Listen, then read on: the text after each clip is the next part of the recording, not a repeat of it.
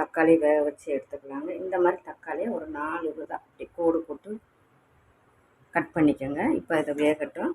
ஒரு 2 நிமிஷம் நம்ம வேக விட்டு எடுத்தால் போதும்.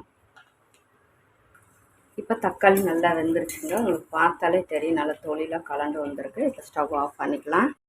இப்போ குக்கர் சூடானதும் தண்ணி, இப்போ நமக்கு குக்கர் ஹீட் ஆயிடுச்சு. இப்போ எண்ணெய் சேர்த்துக்கலாம்.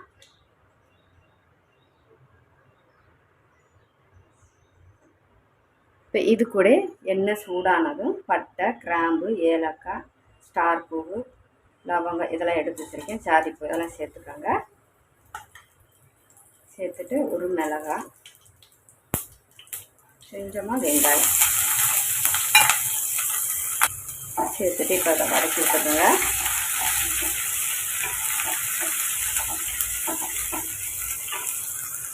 இது கூட கொஞ்சமாக பட்டாணி சேர்த்துக்கோங்க. நான் பச்சை பட்டாணி எடுத்துருக்கேன். நீங்கள் பச்சை பட்டாணி இல்லைன்னா நீங்கள் ஊற போட்ட பட்டாணி இருந்தாலும் எடுத்துக்கோங்க. கொஞ்சமாக பட்டாணி உப்பு சேர்த்து வதக்கிக்கோங்க.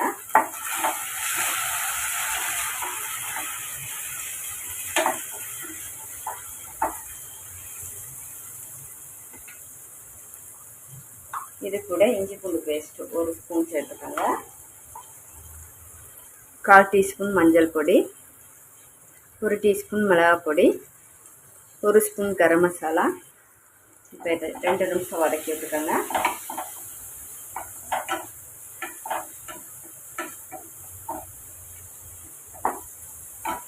இது கூட கொஞ்சமாக மல்லி இலை, கொஞ்சமாக புதினா இலை.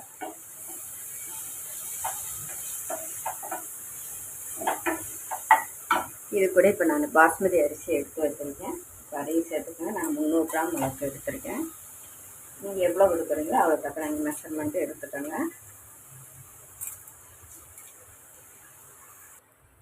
இப்போ ரைஸும் சேர்த்தாச்சு. இதில் 1 ஸ்பூன் அளவுக்கு நெய் சேர்த்துக்கோங்க. நெய் சேர்த்துட்டு இப்போ கலந்து விட்டுக்கோங்க. அரிசி உடஞ்சிடாமல் கலந்து விட்டுக்கோங்க.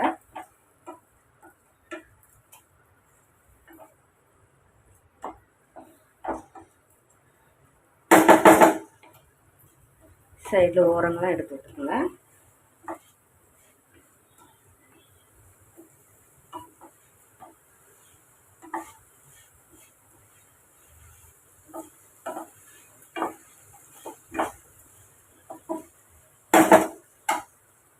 இப்போ நம்ம தக்காளி அரைச்சி எடுத்துட்டோங்க. இப்போ அதையும் சேர்த்துக்கேன். நம்ம இப்போ இந்த கிளாஸுக்கு நான் 1 கிளாஸ் அரிசி எடுத்திருக்கேன், 300 கிராமு. இப்போ அதே அளவுக்கு தக்காளி நான் அரைச்சி எடுத்திருக்கேன். இப்போ அதையும் சேர்த்துக்கோங்க.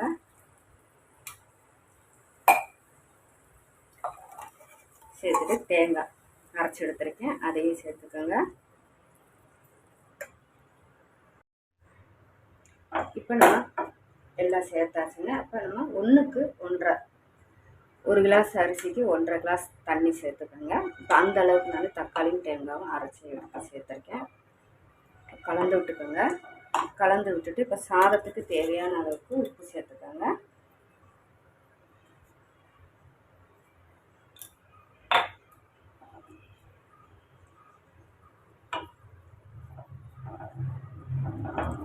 இது மத்தியானம் லஞ்சுக்கும் எடுத்துக்கலாங்க, இல்லை லஞ்சு பாக்ஸுக்கு கூட நம்ம எடுத்துகிட்டு போகலாம். அந்த மாதிரி சாதங்க அப்படியே ஒரே மாதிரி லஞ்ச் பாக்ஸை கொடுத்து விடாமல் இந்த மாதிரி கொடுத்து விடுங்க. ரொம்ப விரும்பி டிஃபன் பாக்ஸே காலி ஆயிடும்.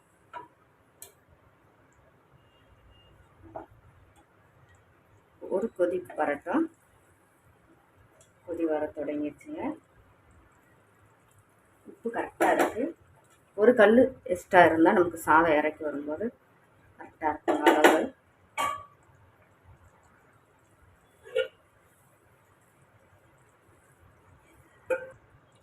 இப்போ நம்ம கொதி வர தொடங்கிடுச்சுங்க. இப்போ நம்ம ப்ரெஷர் போட்டு விசில் விட்டு எடுத்துக்கோங்க.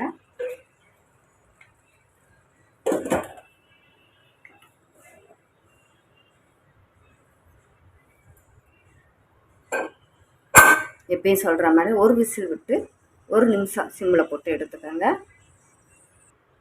இப்போ நம்மளோட ரைஸ் ரெடி ஆயிடுச்சுங்க. ஓப்பன் பண்ணிக்கலாம். பார்த்தீங்களா? இப்போ நமக்கு அருமையான தக்காளி பட்டாணி சாதம் ரெடி ஆயிடுச்சுங்க. நீங்களும் இதே போல் ட்ரை பண்ணி பாருங்கள். இது மாதிரி ரெசிபீஸ்லாம் வேணும்னா கமெண்டில் பண்ணுங்கள். டேஸ்டி குக்கர் சப்ஸ்கிரைப் பண்ணுங்கள், சப்போர்ட் பண்ணுங்கள், லைக் பண்ணுங்கள். தேங்க்யூ.